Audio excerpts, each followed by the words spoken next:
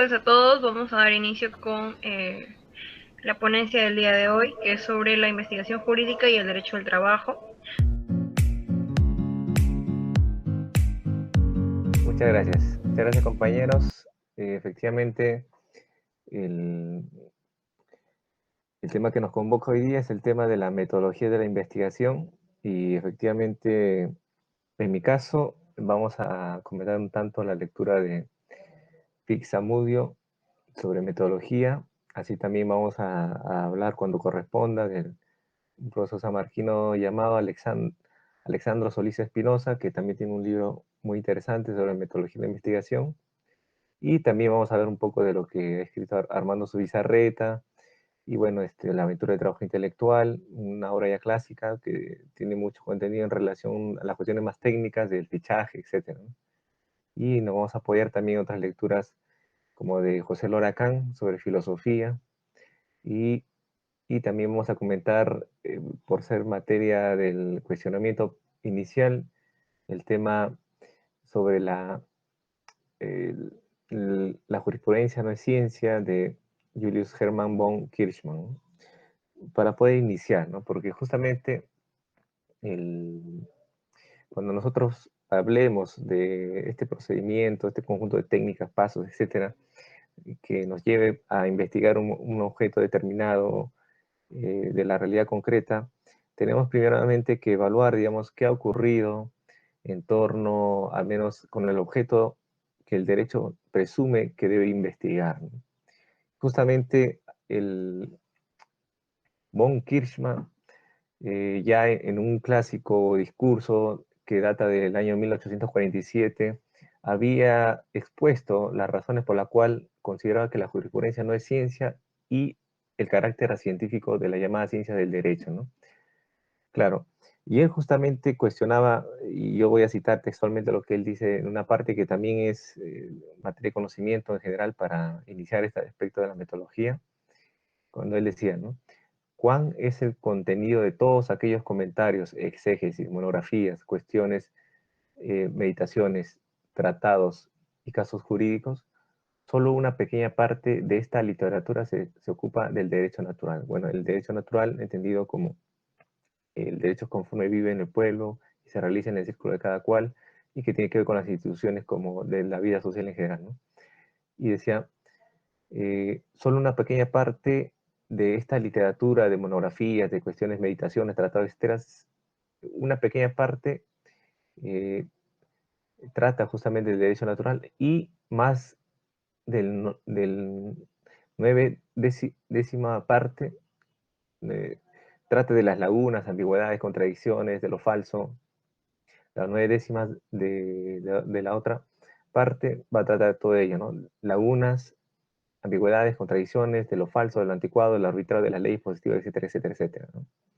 Entonces, el derecho, dice, su objeto lo es la ignorancia, el descuido, la pasión del legislador. Entonces, el derecho, al tratar en mayor cantidad, 9 décimas le pone él, y un décimo sería en relación con el derecho natural, pero las 9 décimas partes trata de la ignorancia, el descuido y la pasión del legislador, ¿no? Y decía, ¿no? El genio inclusive no se niega de servir a la impremeditación y desarrollar para justificarla, todo su ingenio y toda su erudición. Por culpa de la ley positiva, los juristas se han convertido en gusanos que solo viven de la madera podrida, ¿no? Abandonando la madera sana, anidan y tejen en la carcomida. La ciencia, en este caso del derecho, al ser del azar su objeto, o sea, el derecho tiene como objeto el azar, dice Kirchmann, se convierte ella misma en azar. Tres palabras rectificadoras del legislador y bibliotecas enteras se convierten en papeles inútiles, ¿no? Entonces, cuando nosotros abordamos este tema de la metodología, nosotros primeramente tenemos que observar este conflicto, porque efectivamente, ¿no? ¿Qué hace que nuestra rama del derecho, y particularmente su objeto de estudio, que es el derecho, las normas en general, haya tenido, al menos en nuestro país, una tendencia hegemónica, por decirlo así, en el cual las revistas, los artículos, etcétera, se han orientado justamente a una suerte de evaluar estas, como Kirchmann decía, ¿no? Estas suertes de la ignorancia, el descuido y la pasión del legislador, ¿no? Un legislador de todos los partidos políticos. O sea, el derecho solo se ha contentado con hacer monografías, exégesis, comentarios, meditaciones, tratados, casos jurídicos en relación de esos descuidos, de ese carácter anticuado, falso, arbitrario que el legislador plantea en las leyes positivas, ¿no? Entonces, ¿por qué ha habido esa hegemonía, ¿no? Y justamente Kirchmann critica eso para darnos a entender que si a eso se dedica el derecho, pues ciencia, nada que ver, ¿no? No tiene nada que ver con la ciencia. Claro, en el estudio de Kirchmann trata de hacer un análisis comparativo de las ciencias naturales con el derecho, ¿no? Y evidentemente hay una cuestión que, que al analizar es imposible, digamos, hacer esa comparación del derecho con las ciencias naturales como la física, la matemática, etcétera, etcétera, ¿no? Entonces, ahí va, va una observación, ¿no? Que nos hace Kirchhoff, ¿no? Si a esto se dedica el derecho, mejor no estudiar derecho, ¿no? ¿Para qué? Si vamos a discutir sobre lo que elijo el legislador, ¿no? Entonces, por eso es importante entonces, y ya el profesor Solís lo indica, ¿no? De que el estudio no puede concatenarse, asfixiarse, acabarse en el asunto meramente de esta dogmática, de esta suerte de estudio normativo, ¿no? ¿Por qué? Porque nos indica el profesor Solís que eso sería ser simple y llanamente, claro, y dándole la razón a Kirchmann, una mera descripción, interpretación, ordenación o comentario de ese objeto de derecho, ¿no? De esa ley, de esa técnica jurídica, y que nos llevaría pues a una mera técnica jurídica, ¿no? De crear instrumentos jurídicos, ¿no? Como leyes, etcétera, que al final pues son cuestiones arbitrarias, de pasiones, etcétera, ¿no? Entonces, para salir de ese embrollado, justamente ahí viene a salvaguardar, digamos, esta interrelación que debe haber, ¿no? Entre el derecho y la realidad fáctica, como decimos, ¿no? O los hechos sociales, que van a dar una explicación de la existencia de las instituciones del derecho, ¿no? Para que esta por sí sola no se puede explicar, ¿no? Porque lo otro pues sería, como ya lo dijo Kirchmann, pues dedicarnos a hacer los comentarios, monografías, todo ello, ¿para qué? O sea, gastar todo nuestro tiempo, nuestro esfuerzo, nuestra inteligencia para dedicar horas a decirnos que si está bien, no debió ser así, debió ser así, que esta palabra, esto es lo que quiso decir el legislador, esto no es lo que quiso decir, y de una u otra forma darle un encarrilamiento hacia una suerte de explicación científica sobre el derecho, perdón, de los hechos sociales, de la realidad social, a través de lo que se va a llamar el derecho, ¿no? Y así podríamos darle una solución a este problema que nos plantea en primera instancia Kirchner, ¿no? Entonces, particularmente, el profesor Solís hace un conjunto de clasificaciones sobre el derecho y en general, ¿no? Hay varias clasificaciones, pero a mí particularmente, y esta es una posición que yo adopto, y es importante, ¿no? Porque nos podría determinar, incluso ha habido, yo recuerdo muy bien que ha habido un discurso de Mario Bunge también, que lo hizo en una universidad privada, y ahí salió un texto de derecho como técnica de control social, ¿no? Y ahí justamente también nos puede dar a entender un conjunto de clasificaciones, ¿no? Sobre las ciencias naturales, ciencias formales, si el derecho es una ciencia o es una técnica, etcétera, ¿no? Pero particularmente en mi caso, eh, citando pues a lo que plantea una de las clasificaciones que hace Solís, y que quien cita a dos autores, ¿no? A Kedrov y a Spirkin, quien van a definir justamente, van a hacer una clasificación, ¿no? Las clásicas ya ciencias naturales, ciencias sociales y ciencias filosóficas, ¿no? Dentro de las ciencias sociales, evidentemente, estarían eh, enrumbadas el derecho, ¿no? Pero, ojo, por eso el análisis que hace Kirchmann, y con justa razón cuando hace este análisis comparativo entre las ciencias naturales como la física, la matemática, no puede encajar con una ciencia social, ¿no? Por su carácter conflictivo, ¿no? Y que muchas veces, pero si ese carácter conflictivo de ninguna manera puede servir de excusa para que la ciencia social se limite específicamente a encuadrar a una suerte de pureza, digamos, de la norma, ¿no? Para poder decir que ese es su objeto y así se hace ciencia, ¿no? Porque no tendría razón en ese sentido esta defensa, ¿no? Del derecho, ¿no? Porque nos limitaríamos pues simple y llanamente a hacer comentarios, exégesis, monografías, jurisprudencia en relación de lo que dijo o no dijo el legislador o dijo que no era, o tal o cual institución desfasada o no desfasada, ¿no? Entonces, pero a lo que voy es que al encuadrarse como ciencia social, esta tiene, por tanto, un deber, digamos, de ir interaccionando con las otras ramas de las ciencias sociales, ¿no?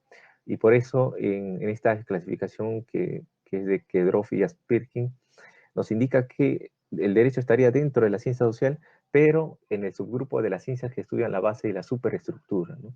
Claro, por eso la forma jurídica no puede explicarse sin las relaciones que subyacen a esta, ¿no? Y eso no es una suerte de llevar al tema de los intereses que surgen en la conciencia del hombre, ¿no? Sino que hay relaciones materiales que determinan las posiciones encontradas dentro de ese conflicto social y que puede percibirse dentro de la forma jurídica, ¿no?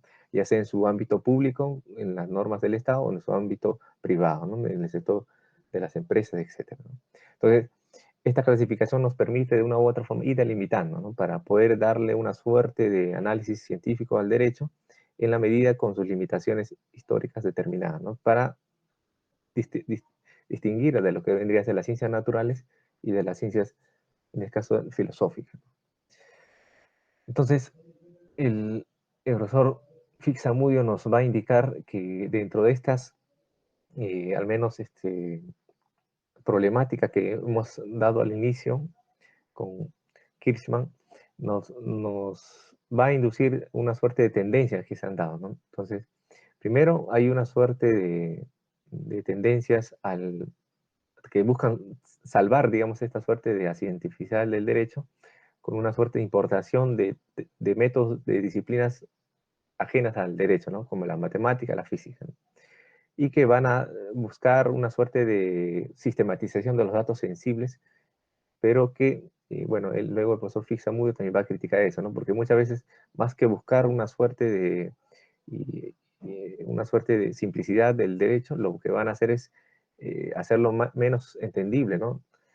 En el sentido de que no va a permitir su acceso incluso con fórmulas que luego el profesor Fixamudio va a indicar que debería limitarse a la utilidad práctica para extraer, digamos, de ahí ciertos elementos que sirvan para reforzar la explicación jurídica que nosotros deberíamos desarrollar, ¿no?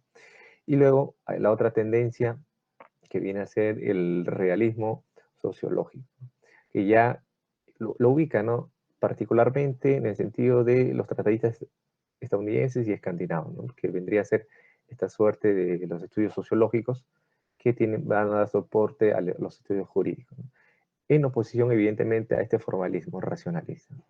Lo que evidentemente no, aquí tenemos que hacer deslinde, no tiene que ver mucho con la tesis marxista, ¿no? De la base y superestructura, sino que son tendencias que el profesor ha encontrado dentro de los parámetros del parangón, digamos, del análisis del desarrollo de los propios países capitalistas, ¿no? De los propios autores que están dentro de estos países capitalistas, ¿no? No tiene que ver con la base de superestructura, que tiene que ver con el marxismo.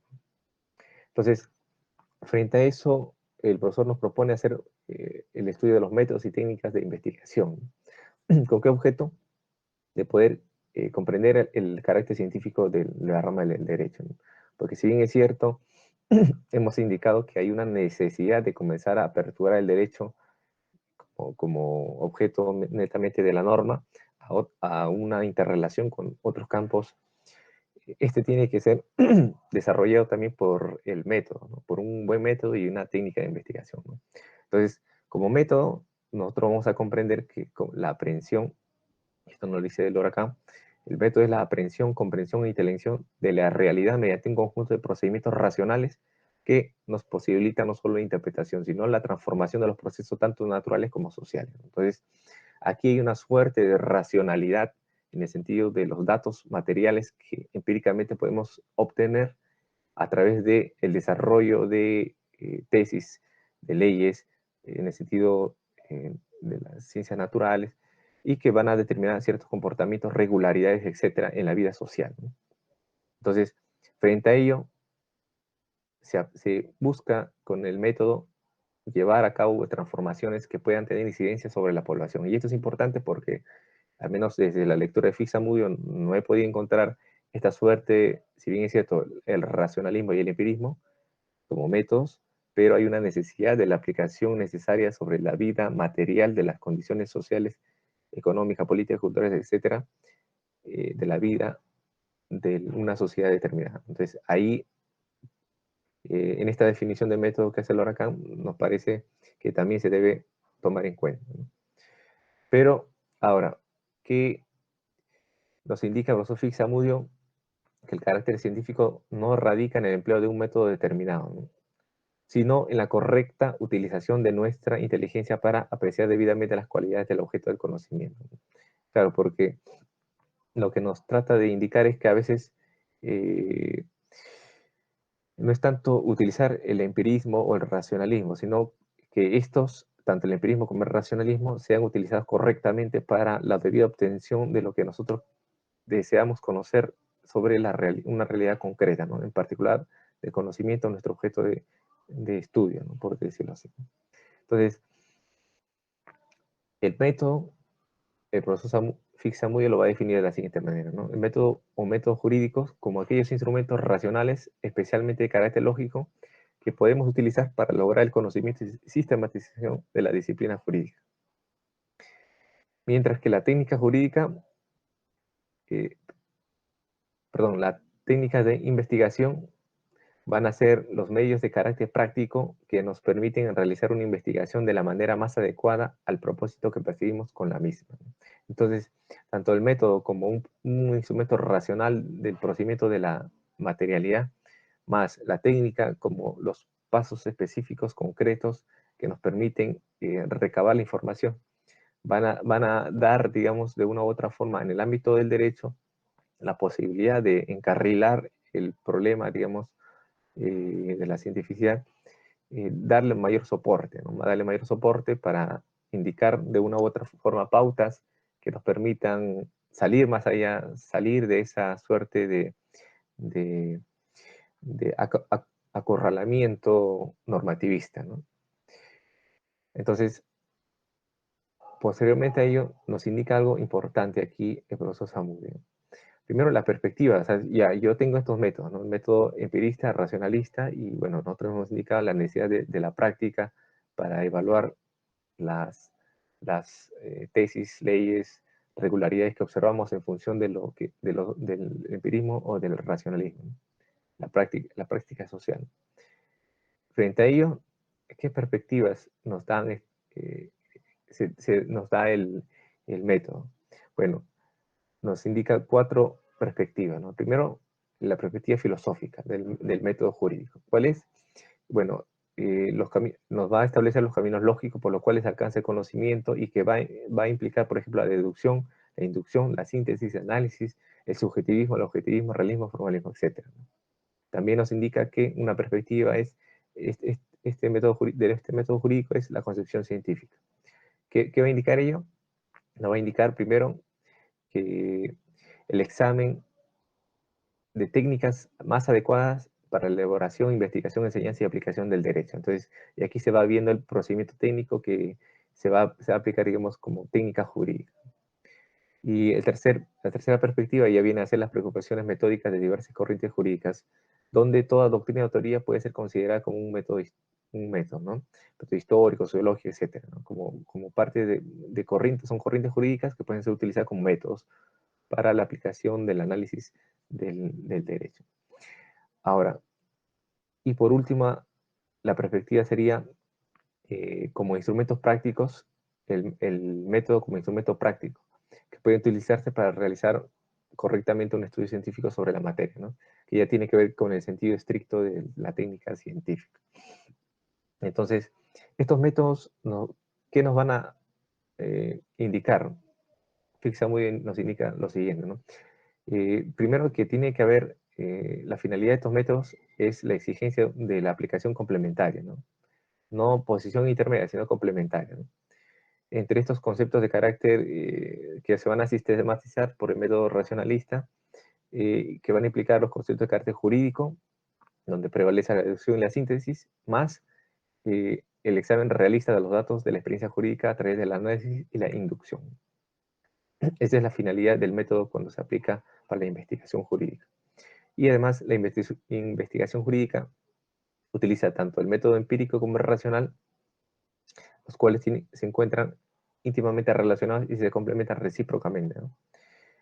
Claro, y a partir de ella la ciencia del derecho vuelve proporcionando nuevos materiales, datos empíricos ordenados y sistematizados. O sea, hay una complementariedad y también hay una suerte de íntima relación, interdependencia nosotros diríamos. Porque justamente esta complementariedad se opone justamente a esta suerte de concepción formalista, normativista, ¿no? Y aquí Fixamudio cita a Kelsen, ¿no? Quien habla del objeto de la ciencia jurídica, que estaría constituido por un sistema normativo que regula la conducta externa y recíproca de los hombres, así como el conjunto de actos que son determinados por las normas por las normas jurídicas y que crean o aplican dichas normas, ¿no? O incluso por aquellos que definen como una suerte de ordenación y como parte del objeto de derecho, como la ordenación, no solamente de lo que ya se ha dicho anteriormente de las conductas externas, sino también de la organización social. De frente a ello, nos plantea la complementariedad de estos aspectos, tanto del ámbito racional y empirista. Pero nosotros ordenando, en este caso, esta etapa sensorial más una etapa racional en el sentido de llevar a cabo los conocimientos, los conceptos, juicios, razonamientos a través de sus contradicciones internas, sus leyes, sus conexiones entre uno u otros procesos, nos va a permitir, digamos, proceso, un procedimiento metodológico para abarcar o acercarnos a nuestro conflicto o objeto del derecho, ¿no? Por decirlo así. Pero además, como ya lo habíamos indicado, hay una etapa de la práctica, ¿no? De la práctica en el sentido de que ésta se oriente a transformar la vida social, material, de las condiciones económicas, sociales, culturales, etcétera, que nos pueda llevar, digamos, a ese sentido o sea, para eso nosotros hemos desarrollado ese conjunto, digamos, de conceptos juicios, ¿no? Para mantenerlas como una suerte de tratados que nunca se van a tocar, sino para poder orientarle con objetivos planteados y que sean parte de la producción, de la lucha de clases, de la experimentación científica. Y esto, por ejemplo, lo resumo muy bien Mao Zedong en su texto sobre la práctica, ¿no? Que es un texto muy interesante porque nos permite determinar, ¿no? Estos aspectos del proceso de conocimiento a través de la etapa sensorial, de la etapa racional y de la práctica transformadora del mundo, ¿no? Y este último aspecto es lo que criticaríamos a Fixamudio porque no lo encontramos, ¿no? Y que se debe poner énfasis para poder, porque no es cualquier acoplamiento a la vida social, sino que hay una necesidad de que se contraste eso que a través de la etapa racional nosotros hemos comprendido, ¿no? O sea, hay cierta regularidad ya, pero ¿cómo se da en la práctica? ¿Cómo se está transformando eso? ¿O cómo llevamos para esas transformaciones en la producción de la ciencia del derecho? En la lucha de clases que se da en el derecho, ¿no? ¿Qué está pasando, ¿no? Entonces ahí hay una necesidad de este elemento metodológico, ¿no? Entonces, lo particular de estos, de la finalidad de los métodos, van a orientarse, según Fixamudio, a un examen histórico, a estudios sociológicos, estudios de ciencia política y economía y estudios del derecho comparado, ¿no? El estudio histórico, evidentemente, nos permite comprender el carácter evolutivo y de transformación dinámica. Los estudios sociológicos permiten al derecho tener un mayor grado de precisión de la realidad social. Los estudios de ciencia política y economía nos permiten comprender en amplitud los ordenamientos jurídicos complementarios y su relación con la actividad del poder. Los derechos comparados y el derecho comparado nos va a permitir el conocimiento de toda la disciplina jurídica, particularmente del derecho nacional en todos sus aspectos, en relación con los contrastes comparativos que se pueden hacer de otras ramas de otros países, ¿no? Y sus deficiencias en relación con los nuestros o con los de derechos que comparamos, ¿no? Entonces aquí se plantearía la primera interrogante, ¿no? ¿Cuál es el papel de estos elementos, ¿no? Porque son instrumentos accesorios complementarios. Yo creo que aquí tendríamos que hacer una crítica en el sentido de que no se trata de una aglutinación, digamos, anárquica, digamos, de la historia, de la sociología, de la ciencia política, de la economía, del derecho comparado, ¿no? Sino evaluar cuál es la interrelación y cómo es que se van ordenando para evaluar o de una u otra forma al obtener un resultado en el derecho nos permita ir eliminando las contradicciones dan en su entorno, digamos, ¿no?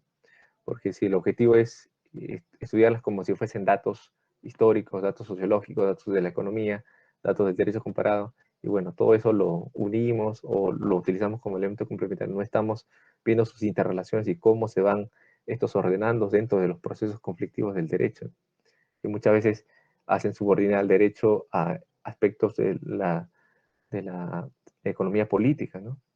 Y que, claro, históricamente se pueden definir sus fundamentos y limitaciones, pero el problema es que también se tiene que evaluar, digamos, los aspectos de esta realidad social, ¿no? En relación con los estudios de sociología. Pero desde mi punto de vista es que se tiene que evaluar el orden, digamos, desde mi punto de vista dialéctico, que tiene que haber de todas estas ramas, ¿no? Porque no solamente habría que ver la sociología, la historia, la ciencia política, la economía, sino hay temas como la antropología, la psicología, pero todas estas contradicciones tienen que llevarnos a ordenar, ¿no? A ordenar y no calificarnos como de manera general como instrumentos accesorios, ¿no? Claro, accesorios en el sentido, entenderíamos nosotros, para el análisis concreto del objeto del derecho, ¿no? Pero hay una necesidad de abarcar y ordenar y jerarquizar, incluso yo diría, para eh, adentrarnos no solamente en la explicación de la norma, sino de su carácter histórico, sociológico, político, económico y el derecho comparado también para ver de otras latitudes, ¿no? Que siempre va a implicar una asimilación crítica. Pero nos indica Fixamudio la necesidad de establecer como instrumentos accesorios y complementarios. Bueno, en el caso del sentido del método empírico, que es donde apunta más Fixamudio, nos va a detallar justamente este conocimiento de carácter empírico, en el sentido primero que hay un empirismo de carácter normativo. Y este se da en el sentido de que nos permite un estudio de las fuentes directas de las normas, el análisis de los códigos, las leyes, los reglamentos, etcétera, etcétera, etcétera. Pero también hay un método empírico pragmático, un empirismo pragmático, que dice que busca conocer el conocimiento del cumplimiento real de esas normas jurídicas, ¿no? Su eficacia y efectividad de las normas, observando las conductas de los instrumentos u órganos de aplicación jurídica y su influencia sobre la conducta de los obligados, ¿no? Qué tan efectiva o eficaz ha sido la implementación de determinadas normas, ¿no? Y su influencia sobre las conductas de los obligados. Y otro tercer método empírico nos indica el empirismo sociológico, que viene a ser el estudio de los fenómenos sociales a través de los cuales se manifiestan y evolucionan las normas jurídicas.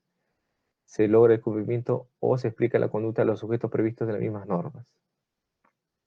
¿Y qué tiene que ver más con el carácter social de las normas? Entonces, aquí nos indica unos aspectos del método empírico que él hace más énfasis en relación de este método.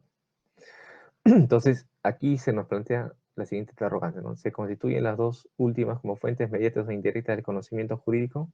Es decir, el evaluar la aplicación objetiva o no de la norma jurídica, más el aspecto del carácter social de la norma. ¿Es meramente un aspecto mediato e indirecto? Entonces ahí hay que determinar muy bien el campo de acción de cómo nosotros queremos abarcarlo, ¿no? Porque muchas veces, por ejemplo, una norma jurídica en sí encierra una relación social, particularmente de producción económica, que muchas veces se orienta a acicatear las relaciones de intercambio, ¿no? Particularmente el contrato, por ejemplo, o en el caso de la fuerza de trabajo como mercancía, acicatean las normas de derecho del trabajo esta relación de, digamos, de circulación de la fuerza de trabajo como mercancía, ¿no? En la producción capitalista, ¿no? Y que muchas veces eso implica en los países del tercer mundo, por ejemplo, que, y ya entrando, por ejemplo, así de manera muy general, a evaluar si efectivamente estas normas como el CAS, eh, la 728 en su sentido de los contratos a plazo fijo, o por ejemplo, lo que viene a ser la ley de tercerización e intermediación, cumplen efectivamente esta suerte de postulados por los cuales se orientan, ¿no? Claro. O se han orientado los legisladores, entre comillas, ¿no? Estos sujetos políticos que tienen intereses económicos clarísimos, ¿no? O subordinados, por decirlo así, ¿no? Pero el tema es que si son fuentes mediatas o fuentes principales que nos determinen, y aquí viene por eso esa conexión que yo tendría que hacer, en relación con la forma jurídica que aparece esa relación económica, ¿no? Que acicatea la fuerza de trabajo para el mercado, por ejemplo, de trabajo en nuestro país, en un tercer mundo, y que va a originar, por ejemplo, que no se acople la fuerza productiva, o perdón, en este caso, lo que se le debería dar para que esta fuerza productiva se reproduzca, no se acopla a las normas que se establecen, sino que por el contrario están por debajo de lo social y económicamente exigible, ¿no? Entonces se genera una suerte de ligación de la superexplotación. Entonces, por tanto, en un método de investigación, en este ejemplo que estoy haciendo de manera muy general, muy abstracta, nos permitiría no solamente concatenar, digamos, más que establecerla como fuentes inmediatas, inmediatas, sino la relación y por decirlo así, una suerte de ordenamiento de este desorden, ¿no? Donde no hay una suerte de un sociologismo o una suerte de evaluar una eficacia por eficacia, ¿no? Sino que hay compartimentos que se ordenan, tienen sus propias interdependencias y nos permiten evaluar lo objetivo del problema del derecho, ¿no?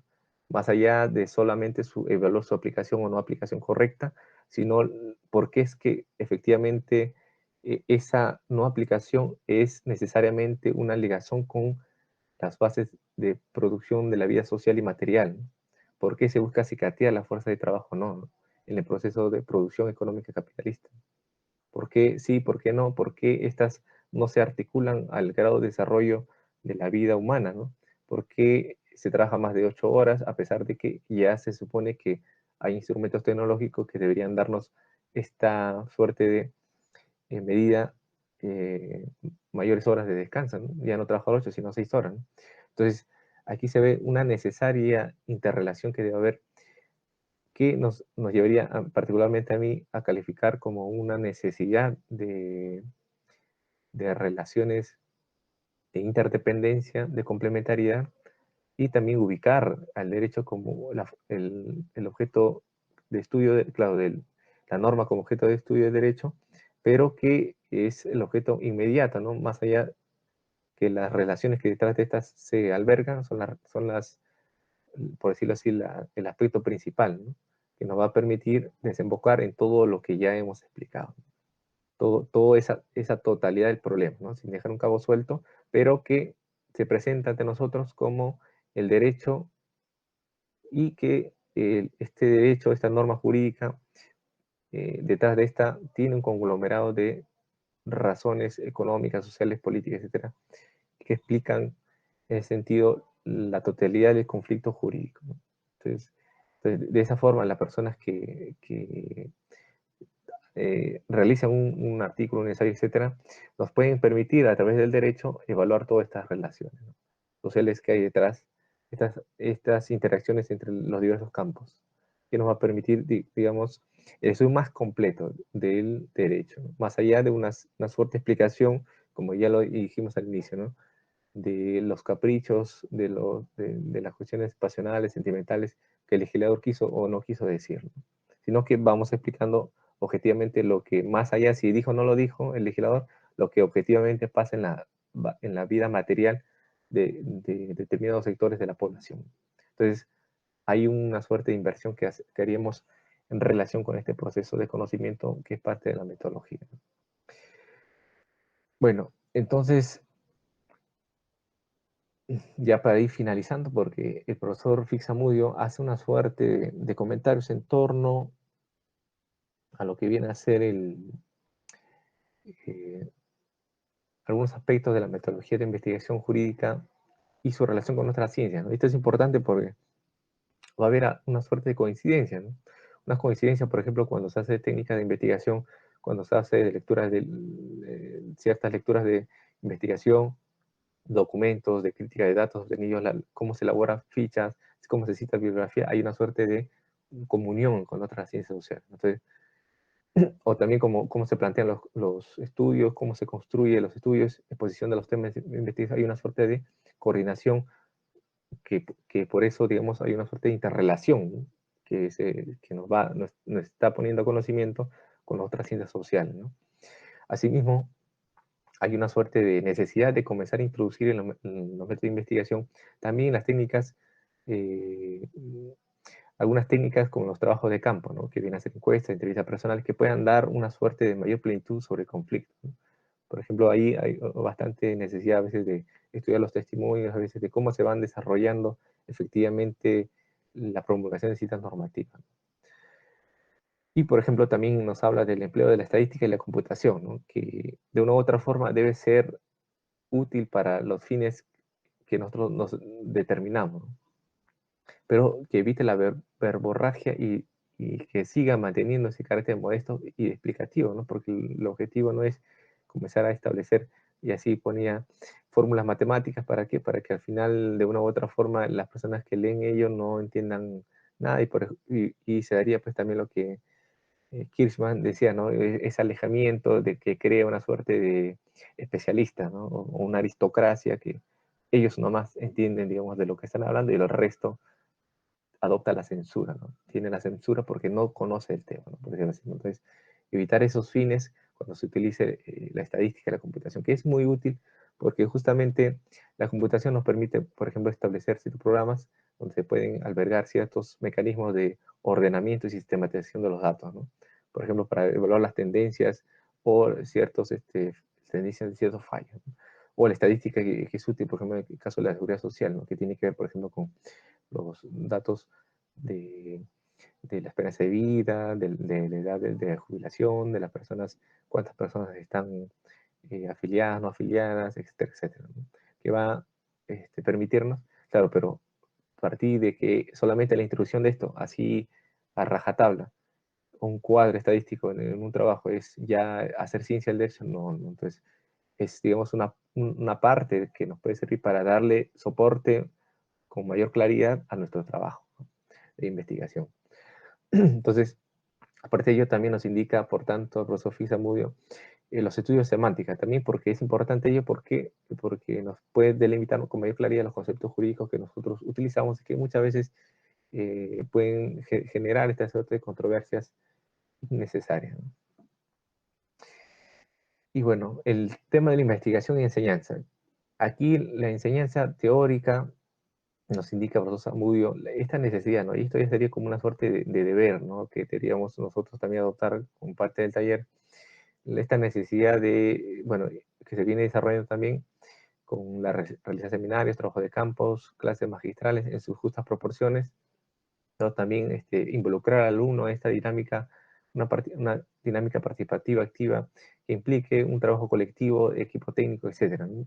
Y donde se le pueda plantear, ¿no? Una suerte de acercamiento a esta carrera de, de la enseñanza, de la investigación, a través de documentos históricos, de bibliografía selecta, lecturas dirigidas, textos legales, especialmente el extranjero, resoluciones judiciales, etcétera, etcétera, ¿no? Es como un deber de la enseñanza, de la investigación, ¿no? Pero también nos indica el profesor Fixamudio de cómo se tienen que formar los alumnos, ¿no? Y esto es importante, ¿no? Porque al menos orientar que ahora se ha hecho obligatorio, ¿no? Con la ley universitaria este tema del asunto de lo que viene a ser el trabajo de investigación, ¿no? Pero en los alumnos de pregrado se entiende, y lo entiende muy bien el profesor Fixamudio, que hay una necesidad de que ellos sean capaces, con su trabajo de investigación, sean capaces de manejar fuentes de conocimiento del derecho, textos legales, bibliografía, repertorio y jurisprudencia. Y eso es lo mínimo que se puede pedir, ¿no? Para que ellos puedan optar, digamos, su grado académico, su grado o profesional, su título profesional o grado académico, ¿no? Cuando corresponde. Y que también se establezcan cursos, estos cursos deben ser obligatorios, ¿no? Introducción a las técnicas de investigación, que se deberían llevar al menos desde el pregrado, desde los inicios, ¿no?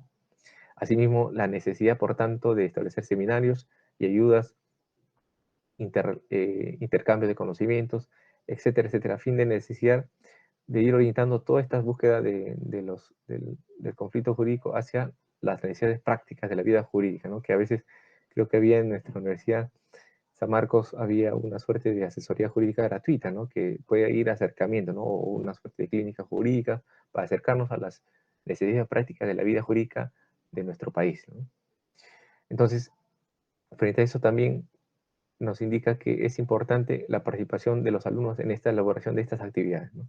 En seminarios, coloquios, trabajos de equipo de los institutos de investigación que participen como auxiliares, asistentes de carrera, etcétera, etcétera, ¿no? Y que sean una suerte de equipo, de espacios de investigación, ¿no? Que nos permitan de una u otra forma también acercarnos a este mundo, este universo de la investigación, que tiene que irse abriendo paso más allá de ese normativismo puro, más allá de esa suerte de secuencia, de lebuleyadas, que de una u otra forma alejan y nos desvían, digamos, hacia un campo de la alienación, diría yo, de la alienación jurídica, en los términos que José Loracán habla, ¿no? Y que nos oriente al campo de la interacción con otros rubros de las ciencias sociales, como la economía, la filosofía, eh, y otros rubros, claro, de las ciencias sociales que nos permitan esa interacción, ese diálogo, para poder ir enrumbando a través del derecho los problemas de la vida social o de la vida de la sociedad en la cual se van interactuando, ¿no? Y que no sea pues una suerte de aislamiento eh, que nos lleve, digamos, al fango del desconocimiento, del superficialismo, inmediatismo, del fragmentarismo, etcétera, etcétera, ¿no? Y por el contrario nos oriente esta investigación jurídica hacia la desalienación materialista, diría yo, y en palabras de Laura Kahn, que nos indica ello, ¿no? En el sentido de que orientar los estudios hacia el comportamiento de la totalidad del conflicto social, pero a través del derecho, ¿no? Como su objeto, sus normas, que nos permitan ahondar un miramiento o nos permitan orientar o darnos la visión que, que tenga como objetivo dar, digamos, una explicación objetiva del fenómeno jurídico. ¿Por qué en determinado contexto surge esto y por qué no en otro? ¿Por qué estas personas hacen bastante propaganda a favor de determinada AFP, por ejemplo? ¿Por qué, no?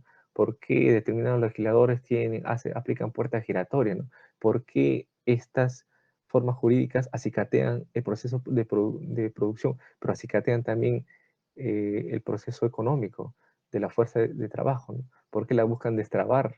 Porque dicen que es contra la rigurosidad, ¿no? Entonces, hay varios aspectos que se tienen que ir delimitando, pero sin perder de vista nuestro campo de acción, que es el derecho, y que nos permite, de una u otra forma, dar mayor claridad independientemente de los caprichos que el legislador dijo o no dijo, o que si el juzgado dijo o no dijo, porque al final esas disquisiciones que de una u otra forma nos orientan pues a, a orientar, perdón, nos orientan en el sentido a trazar una línea de investigación absolutamente, vamos a decirlo así, parcializada, en el sentido de fragmentarizada, superficial, ¿no? Y que no ahonda en las razones de ser del derecho, ¿no? Entonces, compañeros, eso sería todo. Agradezco su atención. Muchísimas gracias.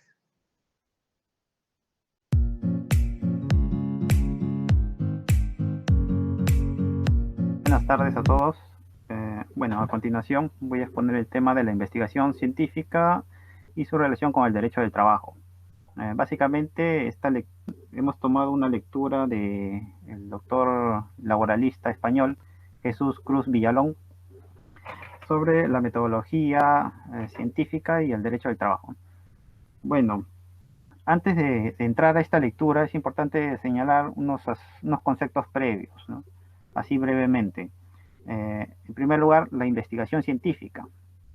Según el doctor epistemólogo Luis Piscoya Hermosa, en su libro sobre la investigación y la educación, un análisis epistemológico, nos va a señalar que la investigación científica es un proceso de naturaleza compleja mediante el cual se va a producir conocimiento científico. Ahora, ¿qué es un conocimiento científico? Si nos remitimos al un texto voluminoso de otro epistemólogo importante argentino, Mario Bunge, la investigación científica, nos va a decir que la investigación, el conocimiento científico es un conocimiento racional y objetivo. Por racional nos va a decir que es un conocimiento que es un crítico, ¿no? Un conocimiento crítico y objetivo. Un conocimiento crítico y también, digamos, que se corresponde, ¿no? Con con este intento o una aspiración de coherencia, ¿no? En esta formulación. Por otra parte, su aspecto objetivo es el intento de adaptar la teoría a los hechos y no al revés, ¿no? De los hechos a la teoría. Entonces, estas dos características principales del conocimiento científico. También el doctor Mario Bunge nos señala que hay mucha diferencia entre un conocimiento científico y un conocimiento común, ¿no? El conocimiento vulgar. Pero sin embargo, este conocimiento científico tiene sus bases en un conocimiento anterior. La ciencia no surge de la nada, nos dice el doctor Mario Bunge, sino que también surge de otros conocimientos, incluso de los conocimientos comunes. Pero cuando estos conocimientos comunes ya no pueden resolver los problemas de la vida cotidiana, entonces ahí surge el conocimiento científico para poder explicar, digamos, estos fenómenos o hechos, ¿no? Entonces, Mario Bunge también en su libro, un libro pequeño sobre la ciencia, su método y su filosofía, divide a la ciencia en dos, unas ciencias formales y unas ciencias fácticas. Las ciencias formales se refiere a todas estas ciencias que utilizan la abstracción, ¿no? Por ejemplo, las matemáticas, la física. En cambio, las ciencias fácticas son aquellos que estudian los hechos, ¿no? A través de la experimentación, como el caso de las ciencias naturales, las ciencias sociales, e incluidas en ellas las ciencias jurídicas. Sin embargo, debo mencionar también que el doctor Piscoya critica esta concepción, sobre todo en el hecho de que las ciencias formales, estas ciencias formales, y sobre todo las ciencias, lo que denominan matemáticas, en realidad no son ciencias, sino que las matemáticas son unas herramientas que ayudan al investigador a producir, ¿no? Su investigación, pero en realidad no son propiamente ciencias las matemáticas, puesto que no nos dicen nada de la realidad, ¿no? Es una abstracción, claro, que es muy útil para la investigación científica. Y bueno, ahora, entrando ya a la lectura de Cruz Villalón, justamente estas ciencias fácticas, podemos mencionar las ciencias naturales y las ciencias sociales. Él al comienzo nos hace esta diferencia entre las ciencias sociales y las ciencias naturales. Las ciencias naturales van a buscar unas reglas, ¿no? En la naturaleza y van a tratar de explicarlas. En cambio, en las ciencias sociales, si bien buscan estas reglas, de por sí estas reglas son cambiantes, son mutables, a diferencia de las ciencias naturales. Estas reglas devenidas de los hechos son mutables y entonces su investigación debería ir mucho más allá que solamente explicar, sino que debe comprender estos hechos, estas reglas, y a su vez tratar de predecir en el futuro cuáles son las nuevas reglas que deberían producirse o deberán producirse. Entonces, ahí digamos que hay una primera diferencia entre las ciencias sociales, particularmente el derecho, de las ciencias naturales. Ahora bien,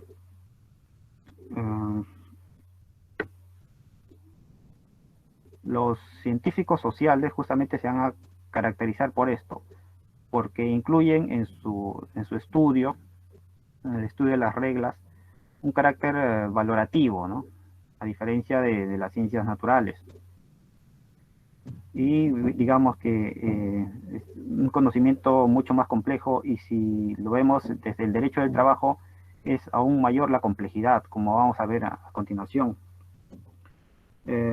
Hay un capítulo de este artículo denominado especialidades comunes y diversidad en la investigación jurídica. Nos señala aquí el doctor Cruz Villalón, que el derecho del trabajo, a diferencia de otras ramas jurídicas, van a tener, digamos, una característica peculiar en el hecho de que van a estudiar una realidad concreta, que es las relaciones sociales o relaciones sociales de producción, ¿no? Las relaciones laborales, a diferencia de otras ramas jurídicas, ¿no? Entonces, señalo aquí que la complejidad también del derecho del trabajo reside en que la búsqueda de estas reglas, se va a ver, digamos, muy delimitada por el hecho de que las fuentes del derecho del trabajo van a ser muy variables. Tenemos fuentes de carácter constitucional, fuentes de carácter legal, incluso internacional, y también desde el propio carácter negocial, ¿no? La convención colectiva, incluso los reglamentos internos de trabajo. Entonces, la realidad, en la búsqueda de estas reglas va a ser muy, muy compleja, a diferencia de otras ramas jurídicas. Entonces, y a su vez estas reglas en el derecho del trabajo son muy variables, ¿no? A diferencia de otras ramas jurídicas, como por ejemplo tenemos los códigos, ¿no? Los códigos de Código Penal, el Código Civil, la Constitución, que son normas muy permanentes, a diferencia de digamos, las regulaciones laborales, que varían mucho. Y es muy difícil también concretizarla en una sola norma, ¿no? Como se plantea, ¿no? Actualmente, ¿no? En una ley general del trabajo, cuando en realidad el derecho al trabajo es muy variable por la misma conflictividad que existe en los propios hechos que intentan regular. Entonces, otra característica que señala aquí el doctor Cruz Villalón es la transversalidad jurídica como rasgo definitorio, ¿no? Del derecho del trabajo. ¿Qué quiere decir esto? Que el derecho del trabajo también va a utilizar muchos métodos de otras ramas jurídicas. Tenemos los métodos propios de la administración, ¿no? En el caso del derecho administrativo público o de la administración pública, ¿no? Derecho laboral de la administración pública. O también tenemos el propio derecho constitucional cuando intentamos estudiar los derechos fundamentales laborales. Tenemos también los derechos internacionales, ¿no? Cuando pretendemos comprender también los convenios internacionales, las recomendaciones, los tratados internacionales en relación con el derecho del trabajo. Entonces, incluso va a abarcar tanto el aspecto público como el privado, ¿no? Y también tenemos aquí que incluir las fuentes de carácter negocial, ¿no? Como los convenios colectivos, ¿no? De trabajo. Entonces, pero el derecho del trabajo no permanece solamente en un estado de poder solo copiar, ¿no? Unos métodos, sino que tiene que adaptarlos a esta realidad que pretende regular, ¿no? Entonces, no es solo un copia y pega de otros métodos, ¿no? Sino que convergen y se adaptan a un determinado método que utiliza el derecho del trabajo. Entonces, el doctor Cruz Villalón nos va a mencionar principalmente tres técnicas de investigación en el derecho del trabajo, que también se utilizan en otras áreas, ¿no? El primero de ellos es la técnica de la exégesis o hermenéutica, ¿no? De la interpretación de la norma. El segundo es el método del análisis de la realidad social. Y el último es el aspecto del cumplimiento de la norma, ¿no? De la eficacia, de la eficiencia y de la efectividad de la norma. Bueno, vamos a ir en primer lugar por el primer método, el método de la exégesis. Es un método tradicional que dio, digamos, que estuvo en sus inicios, ¿no? También con el derecho del trabajo, que básicamente se refiere a digamos, a ver si, o a estudiar si tal norma se aplica en un determinado caso, ¿no? Es revisar el tipo de norma que se debe aplicar para un determinado caso, así como su significado, ¿no? El significado y el contenido de esta norma. Entonces, en el derecho del trabajo existe, especialmente en la legislación laboral, existe, digamos, una serie de incertidumbres con respecto a su aplicabilidad, por el mismo hecho de que he mencionado que existe una diversidad de fuentes. Entonces, muchas normas pueden converger en un solo hecho. Entonces, se utiliza en este caso los métodos de interpretación propios que se encuentran en el mismo sistema jurídico, ¿no? Tenemos el método de la jerarquía, el método de la temporalidad, de la especialidad, y también el caso específico que en el derecho del trabajo, de la norma más favorable al trabajador, ¿no? Ciertos, digamos, principios específicos que se utilizan en este campo del derecho. Entonces, también digamos que ahí hay una cierta complejidad en esta rama jurídica, ¿no? Una vez que se ha identificado la norma aplicable para un caso concreto, un segundo paso es, en este método exegético, es explicar el mandato legal en sus diversos aspectos, entre ellos el fundamento de hecho y también, sobre todo, qué consecuencias tiene el incumplimiento de tal norma, ¿no? Pero básicamente se refiere este método al uso, digamos, específico de una determinada normatividad, ¿no? Para un hecho concreto. Sin embargo, este método de la exégesis trae consigo también una dificultad que no puede resolver o muy dificultosamente lo puede hacer, que es el hecho de que estas normas del derecho del trabajo son muy variables y cambian también en la medida que va cambiando, digamos, el sistema, digamos, los factores económicos, la política, ¿no? Entonces, un claro ejemplo de ello lo tenemos actualmente con la flexibilidad laboral. La flexibilidad laboral no puede entenderse simplemente a través de una revisión normativa. Tiene que entenderse a través de un aspecto más amplio, revisando, digamos, la política económica, la propia ideología, los aspectos sociales, los intereses que existen, ¿no?, en la realidad. Y este método exegético entonces queda muy limitado para la aplicación, ¿no?, en este caso. Entonces, pero sí es muy útil en cuanto a recopilar información, a dar, digamos, una suerte de sistematicidad, ¿no?, en, en lo que, en lo que respecta a la norma y su relación con el sistema jurídico.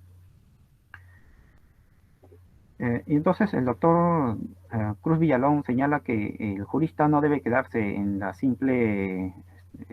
simple estudio hermenéutico de la norma, sino que debe ir mucho más allá, debe ir también al estudio de un análisis, o mejor dicho, a un análisis del aspecto social de esta norma, por qué surge esta norma, cuáles son, digamos, las consecuencias también en la sociedad de esta norma. Entonces surge un segundo tipo de análisis o método de estudio del derecho del trabajo, que es referido al análisis del diagnóstico de la realidad social sobre el que actúa la norma. Entonces, este método puede decirse que es una superación del método exegético, donde exige evaluar y diagnosticar la realidad social sobre la que actúa la norma laboral. Y va a implicar a su vez una disección del contexto donde se aplica la norma.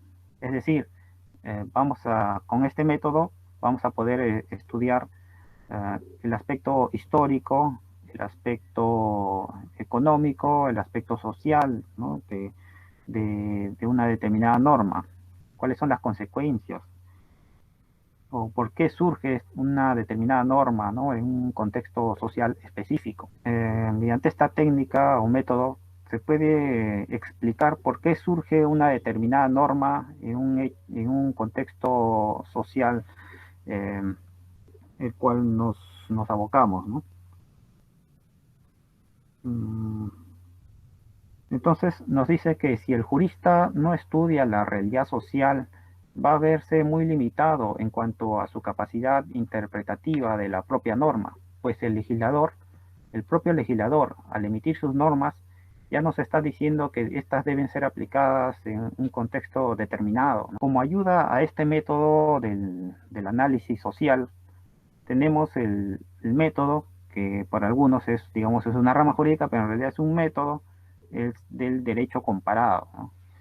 Es una herramienta que va a utilizar los investigadores sociales para poder, digamos, resolver ciertas cuestiones relacionadas con la regulación de un determinado hecho. Frente a la carencia de una regulación, entonces a veces se utiliza el derecho comparado para poder observar cómo se está resolviendo en otro contexto, ¿no?, social. Entonces es una herramienta muy útil, nos señala el autor, porque, digamos, puede acopiar mucha información, ¿no?, relacionada con una determinada institución jurídica y digamos que estos conocimientos son muy útiles, ¿no?, para poder contextualizar.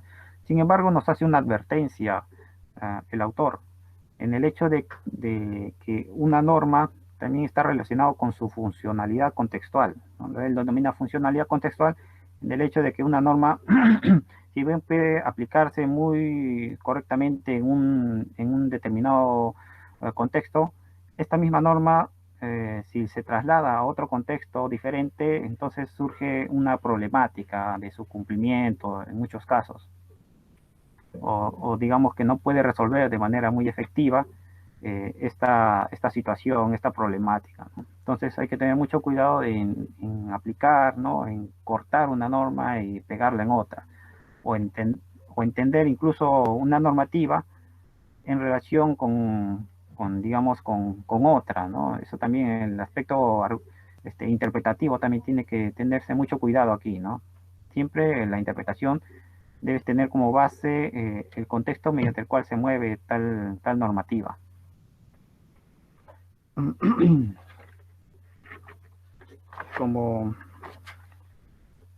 Entonces, el autor señala un tercer método que es el de la funcionalidad que tiene una norma y que se va a traducir en tres aspectos. La efectividad de la norma, la eficacia de la norma y la eficiencia de la norma laboral. En primer lugar, debemos señalar que este método es muy nuevo, ¿no? Está muy relacionado con la corriente crítica, ¿no?, del derecho, y en el cual se va a estudiar básicamente por qué una norma se cumple o no se cumple, y cuáles son los pasos que deberíamos dar para que esta norma se cumpla, así como cuál es la finalidad de tal norma. Bobbio señalaba que el jurista debe conocer tanto acerca de si una norma es justa o injusta, si es válida o inválida, y también si es eficaz o ineficaz, ¿no? Entonces, para Bobbio, un verdadero jurista debería conocer estos tres aspectos, que en Cruz Villalón, digamos, serían estos tres métodos, ¿no? Entonces, a diferencia de las ciencias naturales, como mencionamos al inicio, la regla jurídica no presupone su aplicación en la realidad social, ¿no? En las ciencias naturales, si tenemos una regla, ya de por sí presuponemos, ¿no?, que ha habido digamos, un esfuerzo inductivo para lograr esa regla. Entonces ya no se duda, digamos, para estudios posteriores, tal regla, ¿no? Pero en el caso del derecho es al revés, ¿no? Ya presuponemos que esa regla no siempre es válida. Entonces, aquí está relacionado también con lo que tiene que ver con la eficacia y la efectividad de una norma, ¿no? que una norma que sale, que es promulgada, no siempre va a ser efectiva. Pongamos un ejemplo, en nuestro caso, de la ley que dispone la eliminación del CAS, ¿no? Que salió en el año 2012. Esta norma no es efectiva porque hasta el día de hoy, digamos que no puede decirse que se ha eliminado ni se ha reducido los CAS, sino más bien todo lo contrario, se ha incrementado, ¿no?, la contratación CAS en el Estado. Pero básicamente este nuevo método se utiliza para la explicación del problema de lo que el autor denomina las bolsas de empleo irregular. ¿Qué se refiere con las bolsas de empleo irregular? Simplemente se refiere al incumplimiento de las normas laborales, ¿no?, en general, que no debe confundirse con el tema de la informalidad laboral, ¿no?, que es solo un aspecto, o el tema de lo que él denomina la economía sumergida, que es un aspecto no solo laboral, sino mucho mayor, ¿no?, se refiere a un aspecto más económico. Entonces, mediante este método se debe hacer tres preguntas, señala el autor, acerca del alcance que tiene una norma, ¿no? Es la primera. La segunda es, ¿por qué se produce tal norma, ¿no? ¿Cuáles son digamos, el aspecto que viene detrás de esa norma y para la cual se está aplicando? Y un tercer aspecto, ¿qué medidas se tiene para evitar o paliar tales resultados? ¿Qué medidas debemos implementar para, digamos, cambiar, ¿no?, o paliar este resultado en caso sea negativo, ¿no? Entonces, el autor justamente va a diferenciar estas tres perspectivas, ¿no?, en este nuevo método. La perspectiva de la efectividad, la segunda es de la eficacia y el tercero de la eficiencia. En cuanto al tema de la efectividad de la norma, básicamente se refiere al cumplimiento real de una norma, no solamente a la expedición o promulgación de la misma. Siempre he mencionado el caso de la eliminación, la ley de eliminación del CAS, ¿no? En este caso no se cumple, ¿no? Esta norma podemos decir que es inefectiva. Entonces, para que una norma sea inefectiva, no necesariamente puede ser por digamos, un incumplimiento, o mejor dicho, una violación de una norma. Puede ser también por negligencia, por, digamos, lo que el autor denomina una fuga, ¿no?, o un vacío, ¿no?, en su aplicación. Y el ejemplo más concreto de esta inefectividad, ¿no?, de la norma lo tenemos en lo que en España se llaman los falsos autónomos, y lo que aquí vendría a ser aquellos casos en donde el trabajador realiza sus labores a través de un contrato de servicios, ¿no?, o también denominado contrato de terceros, un contrato civil, ¿no?, de locación de servicios, cuando en realidad su trabajo es de carácter subordinado. Entonces es lo que denominan en España los falsos autónomos. Este es el ejemplo evidente del incumplimiento de una norma.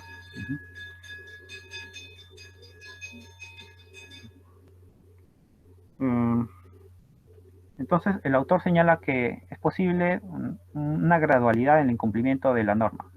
Podemos hablar de un incumplimiento total de la norma, como es el caso de lo que he mencionado, los falsos autónomos, o aquellos trabajadores que realizan sus labores pero que tienen un contrato distinto. Por ejemplo, pueden tener un contrato de carácter no laboral, como es de las prácticas, ¿no?, lo que se han llamado las prácticas preprofesionales, pero en realidad no reciben ninguna formación, sino que simplemente están trabajando como cualquier otro trabajador normal, ¿no?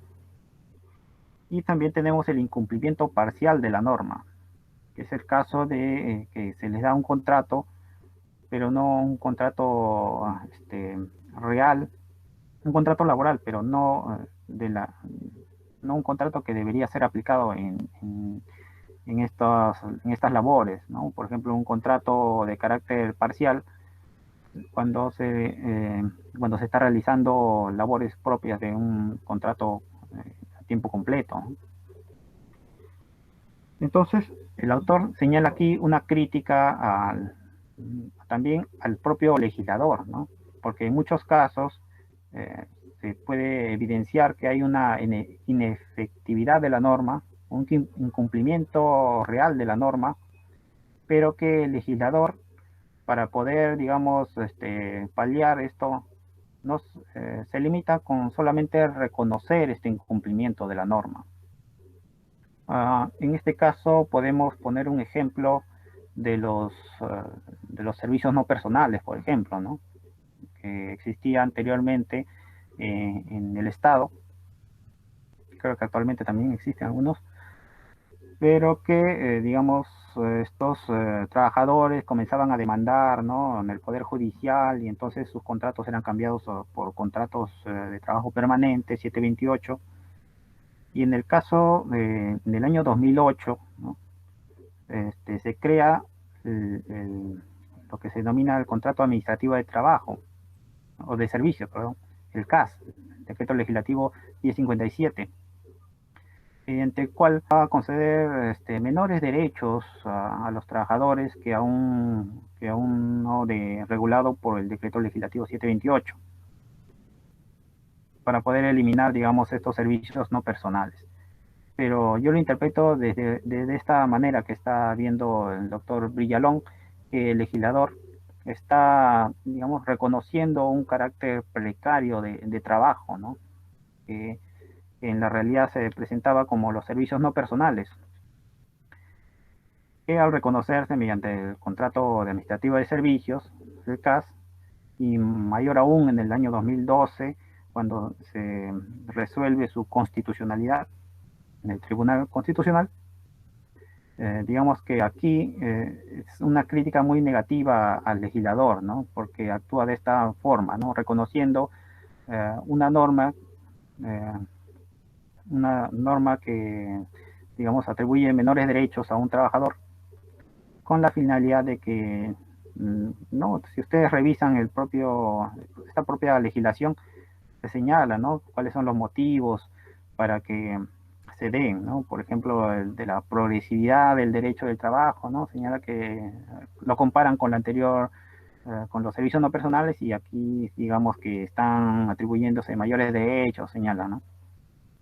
Pero en realidad lo que se quería evitar es justamente que estos trabajadores en cantidad demanden y puedan transformar sus contratos a un contrato permanente, ¿no? Del decreto legislativo 728, como en realidad le correspondían.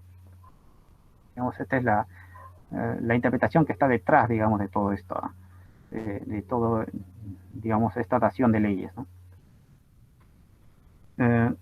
A diferencia de la efectividad de las normas, tenemos cambio, la eficiencia de las normas, que, mejor dicho, la eficacia de las normas, como segundo aspecto. La eficacia se refiere básicamente a la finalidad de la norma. En el primer punto de la efectividad señalábamos que se refería al cumplimiento real de la norma, ¿no? Pero su cumplimiento real no significa necesariamente que se encuentre, digamos, de acuerdo con su finalidad. Pongamos un ejemplo. Las normas de seguridad y salud en el trabajo.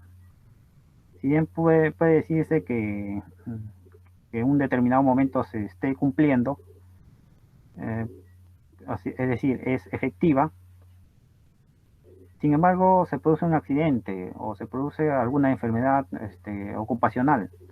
En este caso, esta norma, si bien es efectiva, no es eficaz porque no ha logrado la finalidad que tenía, ¿no?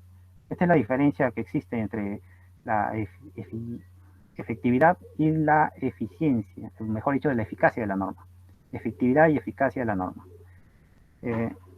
Nos señala el autor que este método es muy nuevo y se está difundiendo, ¿no? Como he dicho, este método surge de la corriente crítica, principalmente en Francia. Tenemos a Antoine Jamot, que tiene un artículo muy bueno también sobre el tema, que se denomina En torno al problema de la efectividad del derecho. Antoine Jamot. En Argentina también hay otro artículo muy bueno de Héctor Omar García, que se denomina Eficacia, Efectividad y Eficiencia de las normas que regulan el ejercicio del derecho de huelga y sus métodos de composición, ¿no? Es ya, digamos, la aplicación de este método al aspecto de la huelga. El problema que surge en este aspecto es conocer realmente cuál es la finalidad de la norma. Si bien en el primer caso era muy fácil, ¿no? Saber si se cumple o no se cumple. En el caso de la eficacia es muy difícil saber cuándo una norma es eficaz, o mejor dicho, cuándo una norma está cumpliendo con su finalidad. Eh, los métodos tradicionales para poder conocer, digamos, la finalidad de la norma, los tenemos en la revisión de los debates, ¿no? Antes de la dación de la ley, ¿no? Los anteproyectos de ley, digamos, la exposición de motivos. Estos, digamos, son las herramientas comunes para poder conocer la finalidad de una norma, pero el autor critica esto porque no siempre, digamos, quienes dan las normas van a exponer eh, digamos, las verdaderas intenciones por las cuales se da una norma. Eh, ya hemos visto el tema del CAS, ¿no? Que las intenciones expuestas son muy distintas a las que normalmente se interpretan, ¿no? Entonces, digamos que aquí hay una mayor dificultad en cuanto a poder estudiar la eficacia de una norma, especialmente en el derecho del trabajo, que regula un aspecto muy conflictivo, ¿no? de estas relaciones sociales, las relaciones sociales de producción, que hay, digamos, una conflictividad o lo que en términos marxistas denominaríamos la lucha de clases interna que hay en su regulación, ¿no?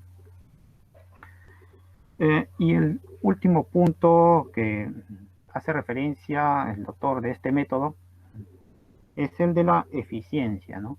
Que básicamente está relacionado con esta intención, ¿no? de ver el coste-beneficio de una determinada norma laboral, pero que mayormente está relacionado con el aspecto económico, ¿no?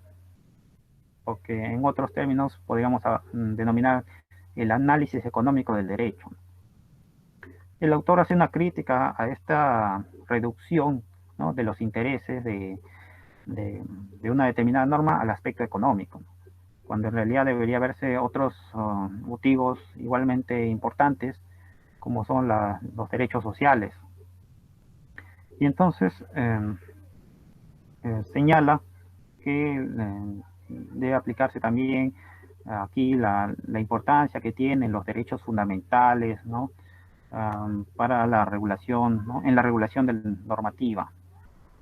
Y esto me hace acordar también una frase que señalaba el doctor argentino Mario Ackerman, que señalaba que siempre se han ocupado, ¿no? del análisis económico del derecho.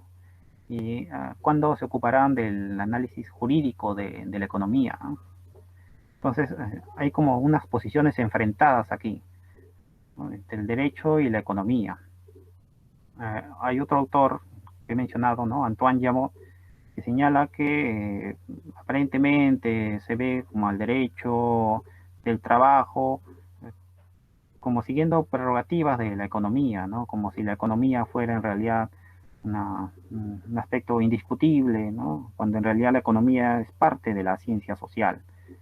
Incluso Mario Bunge señala que la economía, básicamente la economía que viene del carácter neoliberal, ¿no?